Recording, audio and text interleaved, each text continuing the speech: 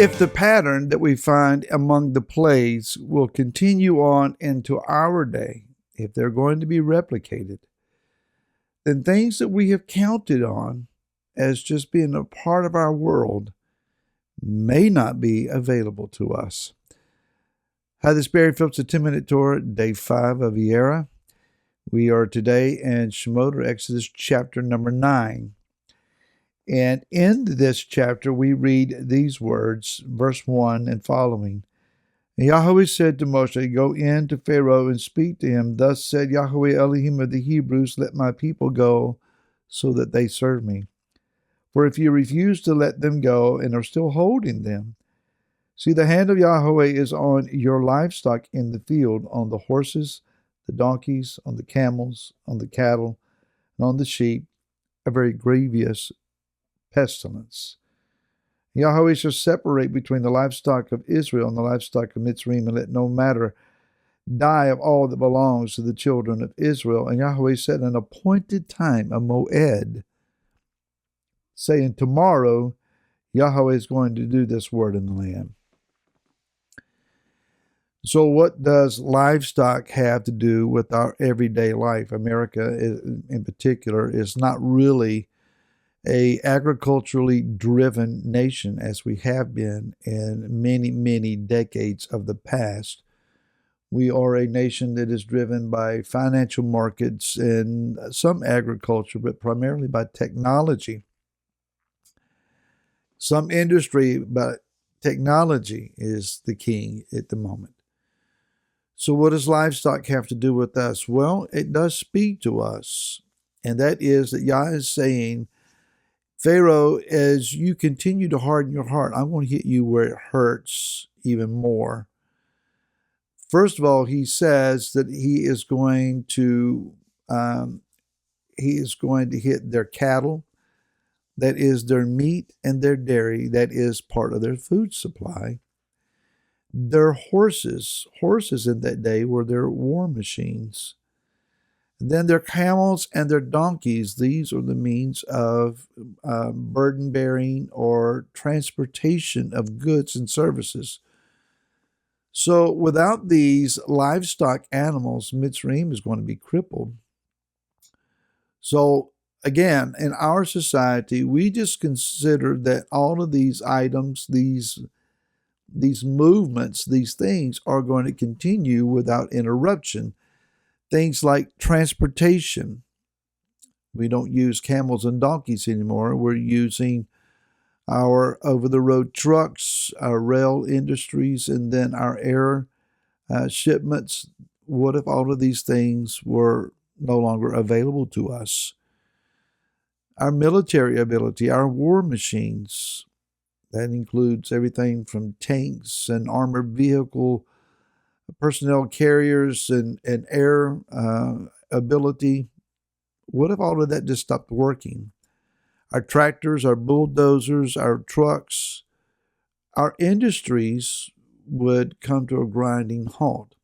And then again, we assume that because when we go to the grocery store, it's almost always full of food. It may not be, the best food, but as it should be, but there is food available, and there are things that you can eat. Meats and vegetables and breads and junk of every variety that you can imagine. Yah says, I'm going to strike these things. So the word for the plague that he is talking about here, this pestilence, it is the word deber, D-E-B-E-R. It's from the same root as the word dabar, which is the word, that which is spoken. How does this thing happen? Because Yah says. He just simply says this is what's going to happen.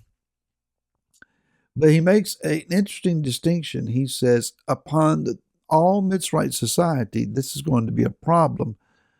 But for my people Israel, it's not going to be a problem. So it could be that our trucks will work, that our planes will fly, that our machinery will work in the fields, that we can mechanize ourselves when others can't, that we will have food when others don't. The intention is to distinguish between those that are covenant people and destined people for the kingdom and those who are not. Do you know your destiny? That's an important question. Now, I want to go a little bit further out, and later in this chapter, Yah says that he is going to send hail that contains fire. uh, Giant balls of ice hit the ground, burst open, and then fire runs along the ground, and it's terrifying the people. And Pharaoh, it says in verse 27, called for Moshe, for Aaron, and said, I've sinned this time. Oh, I messed up. Yahweh's righteous, and my people and I are wrong. Really? Pray to Yahweh, for there has been enough of this thunder and hail of Elohim, and I'm letting you go so that you stay no longer. And then Moshe says to him, as soon as I go out of the city, let me spread out my hands. Yahweh, let the thunder cease and the hail be no more, so that you know that the earth belongs to Yahweh. Now, he walks out. He spreads out his hands. He prays. It stops.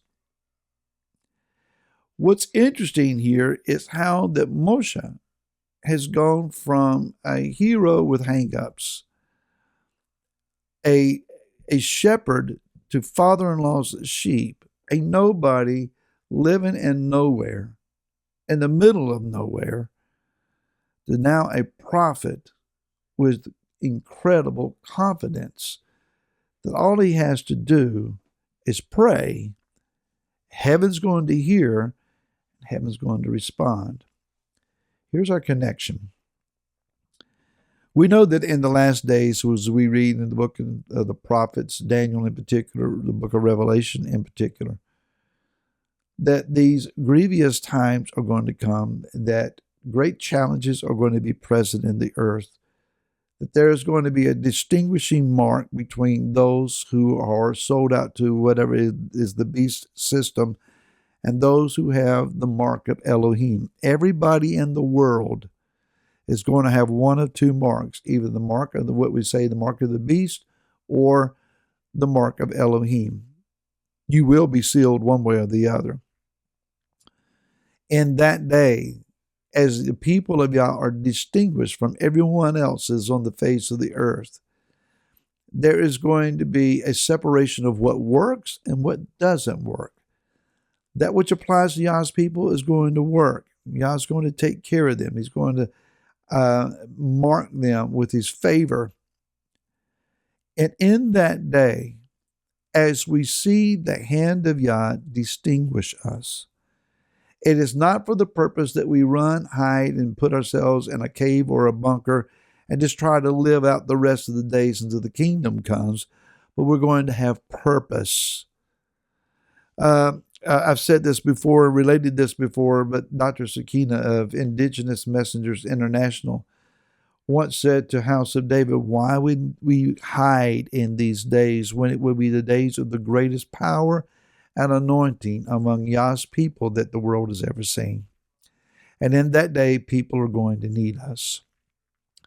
In that day, then, it could be that those of us who consider ourselves nobodies and wannabes and I don't know enoughs and I wish I could type people, those that have stood against the wall and watched everything else happen, will now become the people who will lift their hands to the heaven and pray a prayer, and heaven will hear, and heaven will move, and things will change, and the miraculous will take place. Are you willing for such a transformation?